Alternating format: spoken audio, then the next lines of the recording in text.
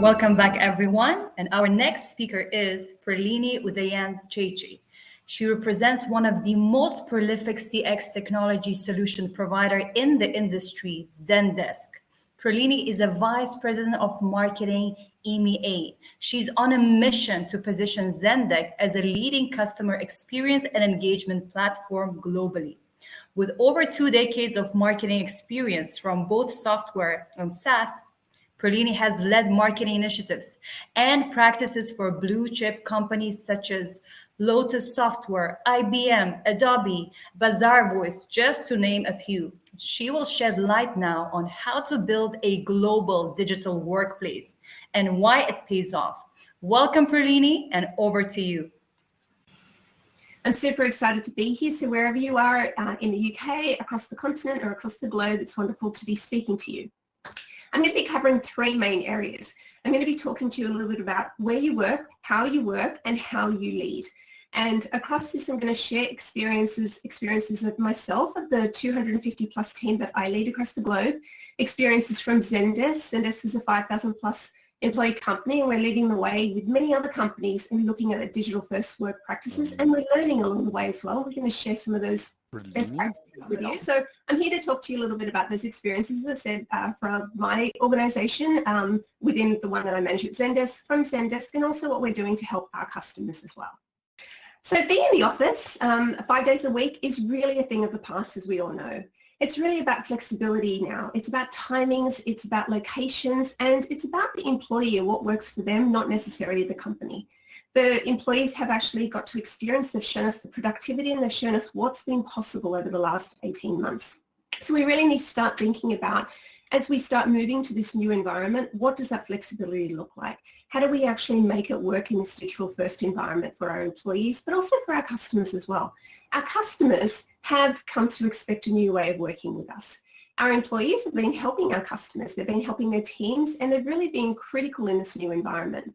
So as we think about moving forward, how do you keep your employees up to speed with the latest tools, technologies, and learning?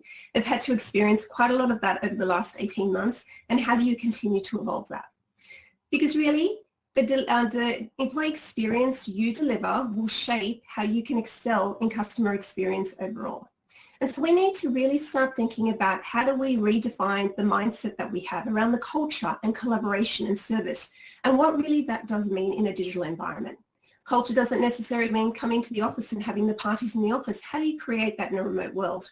How do you create it when some people can come in and some people can't? What does that new work environment look like? And also, it's not just that environment for our employees, but it's also what are we doing for our customers to foster that? And then we need to really start thinking about having engaged employees, because if our employees are engaged, they're a core to delivering that great customer experience. And we've actually got some data that I'm going to be sharing with you that talks to this point. But a lot of it is about agility. So how do we be agile and then be more agile? So how do we think about adjusting the hours, the communication, the tools, and the service delivery we have for our employees and our customers alike?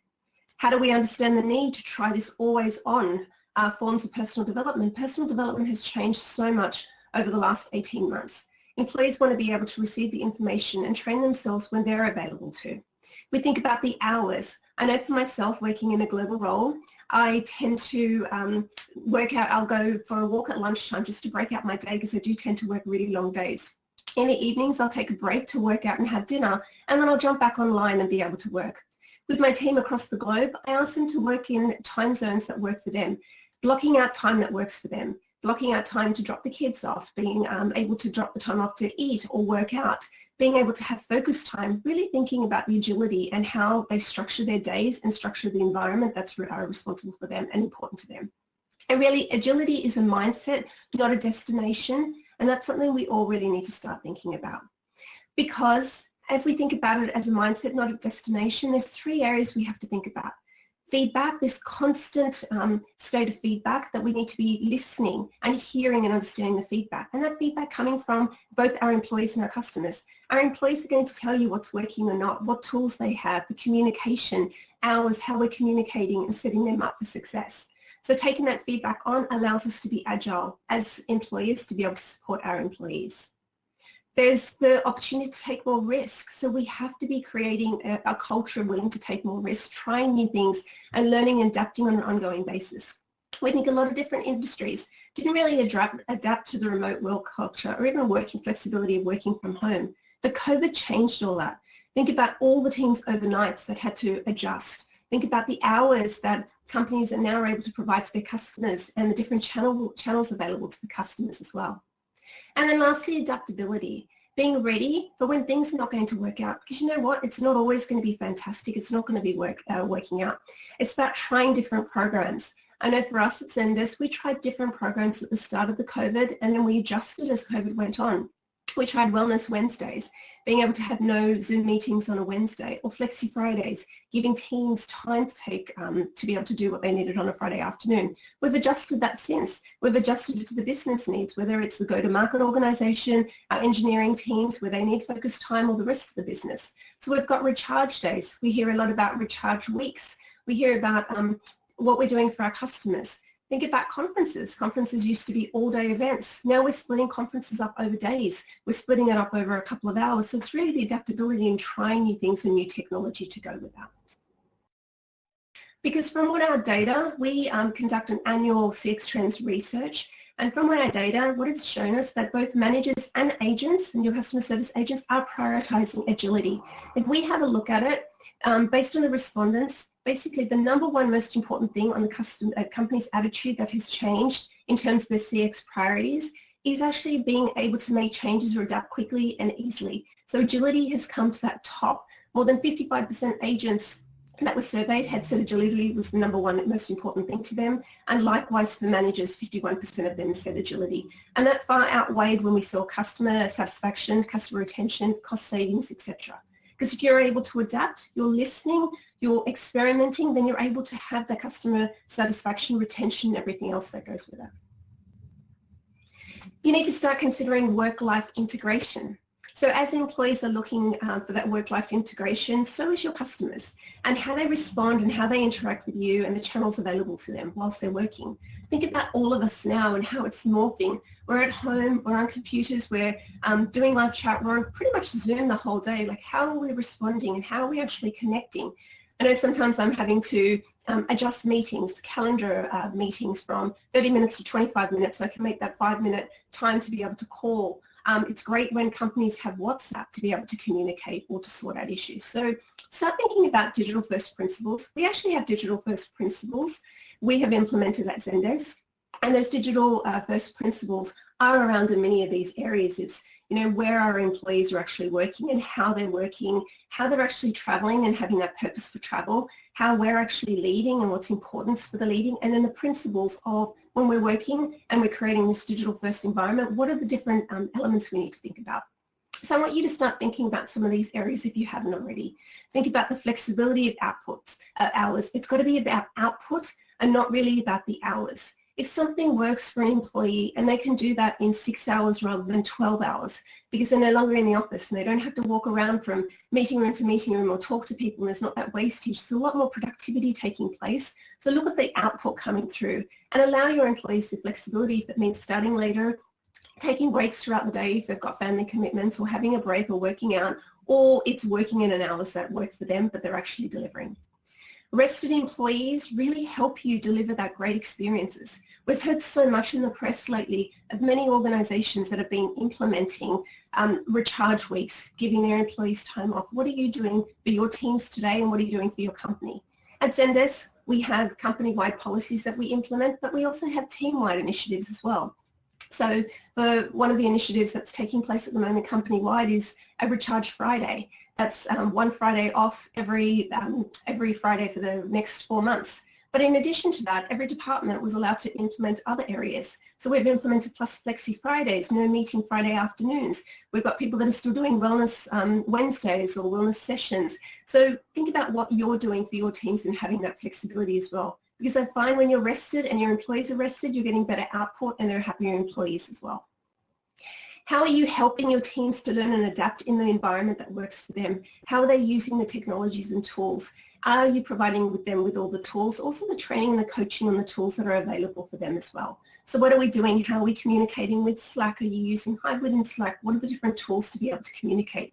We don't always have to have our camera on. We don't always have to be there in the moment. So what are the adaptabilities that you're providing in the environment? And then lastly, how do you think about shifting to this asynchronous working environment rather than and using different collaboration tools? And when we think about asynchronous, it's when are you looped in versus when you have to be present. So how can we actually share that information? Again, with the global team spread out across all different countries, for us it's very hard to get everyone in one time zone. One time zone always misses out, but when we do, we've found a sweet spot to do that.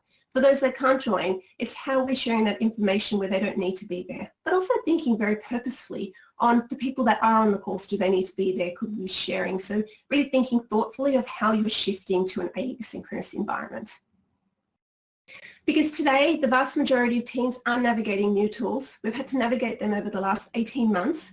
And what we've actually found since COVID, the outbreak, we've actually seen a massive rise in video conferencing. And this has not just been from an internal perspective, but it's how employees are actually working with customers externally as well. So video conferencing has been seen, we've seen the largest rise of that. We've seen it in workflow tools. We've seen it in new apps and integrations, and really agent performance evaluations. So how are we actually having great experience?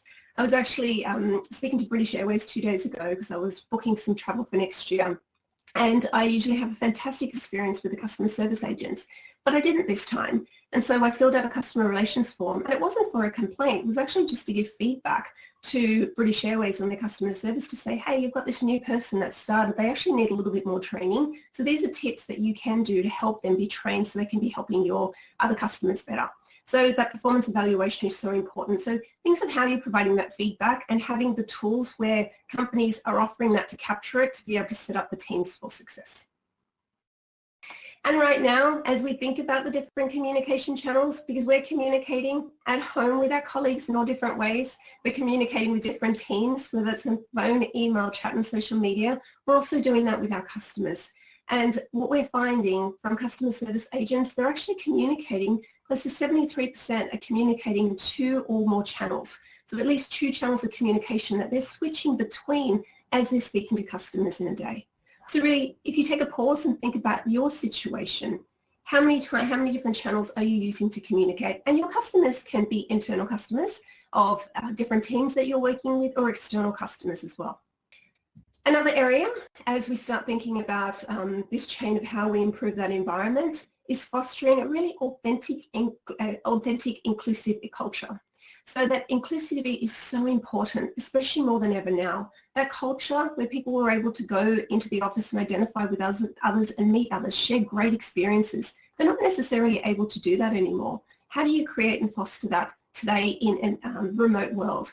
And so think about the employee resource groups, how critical this is. So employees can identify themselves in others. Groups that are there, are we creating environments that they can talk about wonderful things that have taken place? If they've bought a house, if they've got married, like all these events that we would have shared in the office, it hasn't been there. Being able to share recipes, cooking, interest, other areas.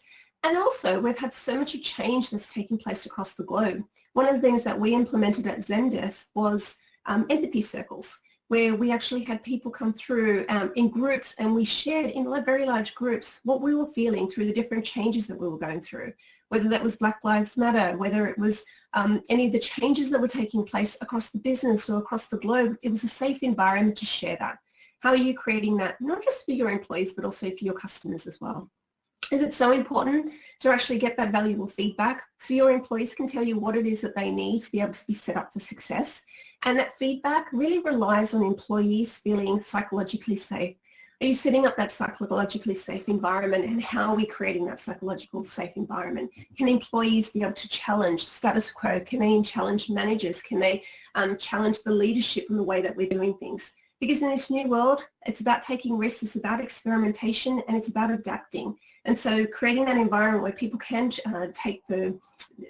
able to challenge status quo is really going to help us. And the last is ensuring no one is left behind. So this one-size approach doesn't really fit for everyone. We've got to really be thinking about driving conscious inclusion. And that conscious inclusion has got to be remote and it's got to be in person as well. So when we do go back and you've got some people that are actually in the office and those that aren't able to travel in, how do you ensure that you've still got that inclusion for those that are not there? I think in the past, 2 years ago, it's those that were remote really felt it, but now we've all had to experience that remoteness. So what does that mean in terms of the new way we're going to be thinking in the new environment? Because we've really got to start thinking about how do we democratize the knowledge and de-emphasize that shoulder tap. It's got to be, the pandemic has been a great lever for us where we're all being remote and we're on the same level playing field now.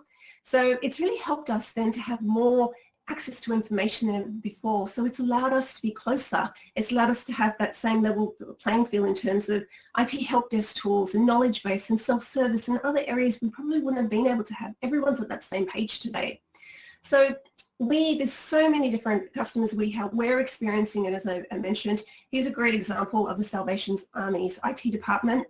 So the Salvation Army has 67,000 employees. They have over 7,500 centers of operation. And in 2016, just as the height of what we saw in the financial crisis, they had about a 15% increase of those that needed more support and more help. They served more than 24 million people just in that year. There's 50 million more meals that they served and 10 million more beds that they provided. But the IT teams really needed to support all this growth across all the different operations. And so they were supporting over 5,500 employees in 13 states. In some states, there was over 600 locations there. There was only 100 plus agents, and there was a lot of tickets coming in. But they were able to solve these requests within 2 hours to less than 5 days, and they had a 99% CSAT. And what was their saving grace and what they focused on was really helping self-serve. So how could they actually have over 1,300 articles where their employees could actually go and get the responses they needed themselves. And then lastly, we need to start thinking about offices as hubs for collaboration. So really, as we make a shift now to the office, we need to really be purposeful on the collaboration space and how we use that collaboration space. Because really, team collaboration is top of mind in our remote world, and we have to be supportive for the work environment that we have and the collaboration for that as well. So what does the new hybrid world look like for your team and organization? And are you prepared for your customers' employees alike? So I want you to start thinking about this as you go away and take this knowledge away. What are you doing today? What is it that you've heard that can potentially work for your organization? Because ultimately, employees have learned new ways of working. They've found new ways of collaborating, and they've found new flexibility. And I tell you what, they're not going to go back. They're not going to be willing to give that up. But you've also got super productive employees. So how do you keep that going? How do you provide the employees with the rich experiences to give to your customers to enable them with the right tools? You need to start investing in your employees first and foremost. And lastly, you need to look after your employees, because if you do, they'll be looking after your customers. That was a very quick, sharp session. I hope that was helpful and you got most out of it, and you'll be able to learn more about what's taking place in this new world. Thank you so much. Thank you so much, Prelini, for that brilliant presentation. Building a strong digital workforce is a must today, especially with the region's rapid digital acceleration in the past 2 years.